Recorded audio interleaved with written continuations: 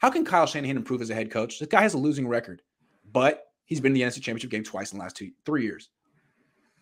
Yeah, the main things that jump out for me, well, especially this year. I mean, there are a lot of things.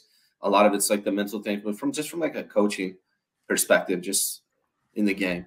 One thing that we abandoned last year that surprised me the most is the running back by committee. Where did that go? Yep. You know, we kind of just ran Elijah Mitchell to the ground, you know, and occasional Debo. But I really hope that this coming year, it seems like we have a lot of depth in the running back position. You know, I would like to see them. You know, it's not like basketball where you let the hot guy stay in because he's hitting his shots. Just let him stay in. Running back is a different beast. Like, you need your energy. And if you're at like 60% energy because you've been running the whole entire game, I don't think you're as effective as you would be if you're popping more guys in. So running back by committee is something that I would like to see come back this year that we didn't see a lot last year. The second one for me is let Trey be Trey. I'm really worried about Kyle Shanahan putting restrictions on him, trying to get him to play the way Kyle Shanahan wants him to, instead of Kyle Shanahan adjusting to Trey's strengths. And the third thing I would say is play to your strengths, particularly at the end of games. That drives me crazy. It seems like he just like tries to be a little too creative. You know, you have Debo just killing everybody. And then, you know, it's like the end of the Rams NFC Championship game. Debo didn't barely touch the ball at the end of the game, and he was killing it. So I would like to see him play to his strengths, particularly at the end of the games. And maybe he could close out a Super Bowl in the future if he does that. What are yours? That's what I'm looking at too. You said the end of games. I'm talking playoffs in general. To me, Kyle, like, I question. To me, I think he's a choker. Like, he never was a real athlete. I wasn't a real athlete. He never was that kind of fierce level competitor. And he's great when there's no pressure. But in the biggest pressured moments of his career, he has been totally like not himself.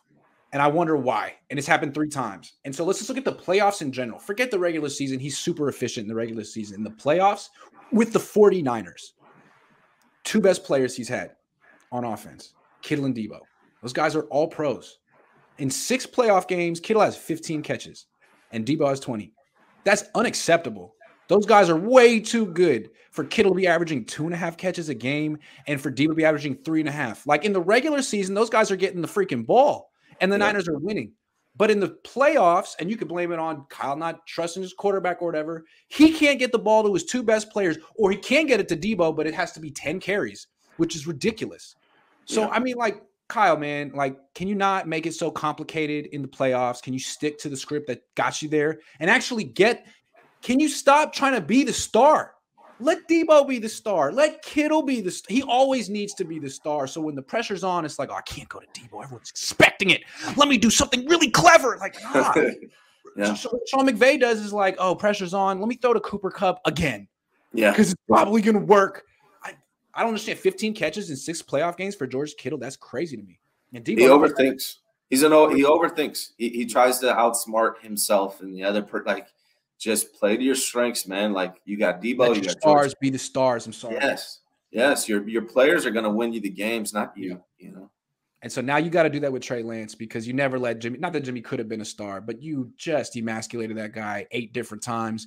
Let Trey Lance be a star. Let Debo be the star. Let them be the reason you win a Super Bowl. Stop trying to prove that your scheme is the star, because it's never the star. It's never the star. It's important, but it's the Jimmys and the Joes, not the X's and the O's. That's what I heard. Yeah, exactly. Yeah, but that's a big saying. I'm a basketball coach. We say that all the time. You know, coaches can be both overrated and underrated very often. Like, when they win, they get a little too much credit. When they lose, they get a little too much blame. Yeah, at the end of the day, your players are going to either win or lose the game for you. So put the ball in the best players on your team. Like George Kittle and Juice both need way more targets this year.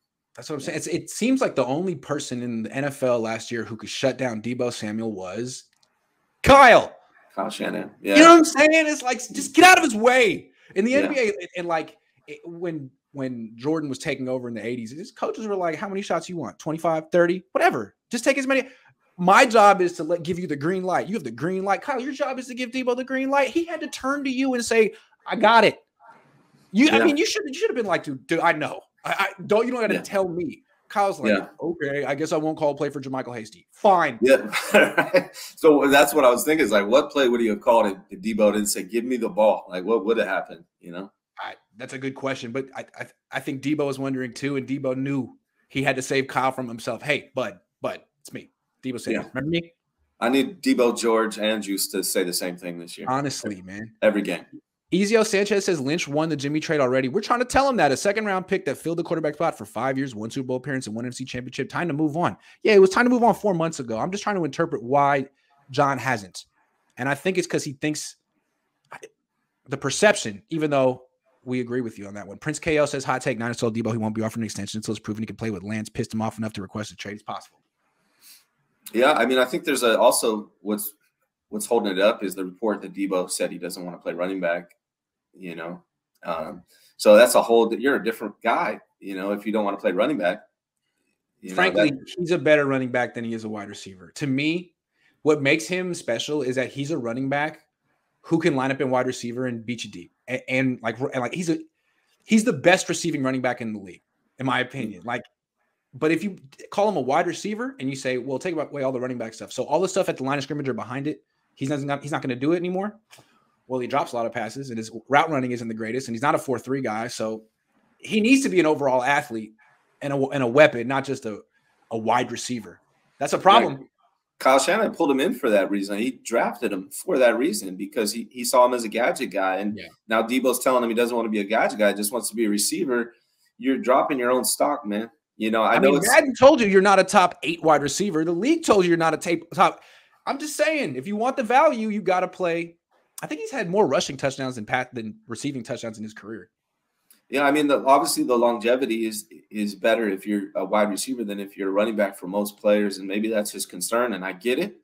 But if you want this contract extension, maybe you should wait to tell the 49ers that you don't want to play running back anymore until after you get that extension. Also, if you're a team guy and you want to win, you got to do it. Yeah. You got to. Because this team hasn't proven it can win any other way. Right. They're like damn near undefeated when Deebo Samuel runs the ball like twice. I mean, their winning percentage in his career when he runs the ball twice is like 80%. When he doesn't, it's like 50%. So sorry. If you want to win, it's what you got to do. If not, hey, request that trade and get out. Or maybe what they do is agree that they don't do it unless it's playoffs or a must-win game to get into the playoffs. Other than that, they don't use them like that. Possible. Yeah, it's gonna be interesting. That all changes when you're 0-3, right? Hey, Debo. Right. And I know we said a lot of things, but we're in a spot. We're in a tough spot. What are we gonna do? And they got a bunch of running backs now. They got Ray, so maybe they don't need to use Debo like that. But like you said, Debo's probably the best in the league at it. Sean says, I'm petty. After the crud Jimmy pulled with the late surgery, if the Niners are waiting until the last second to cut him out of spite, all is forgiven. Yeah, I think that's fair is fair, man. You didn't tell the team that you were going to get a surgery, and that really messed up everything. Yeah, sorry. It's going to be a little revenge here. Sorry, man. Mm-hmm. I'm Jewish. It's an eye for an eye culture. That's the way it goes. I'm sorry. There's no turning of cheeks here. I don't know how John Lynch is.